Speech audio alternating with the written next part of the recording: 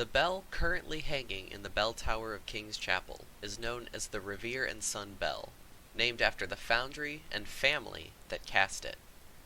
The previous bell was installed in 1772, but unfortunately cracked during a service in 1814.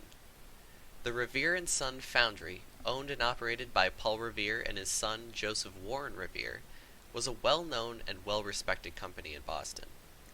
Although Paul Revere's involvement with the company had ended a few years prior, his son Joseph, a friend of King's Chapel and eventual member of the congregation, was recruited to craft a new bell for the church. The cracked bell was melted down at Revere's foundry and recast with the inscription Revere Son, Boston, 1816. At 2,437 pounds, it was the largest bell ever cast by the Revere Son foundry, and according to Paul Revere himself, it was the sweetest sounding bell of all 134 known bells cast by his foundry. Despite Revere's fondness of the bell, some detractors complained of the frequency and volume at which the bell was rung. The yoke, or the arm that holds the bell in its tower, has broken and been replaced several times throughout the years. The yoke currently attached to the bell was installed in 1967.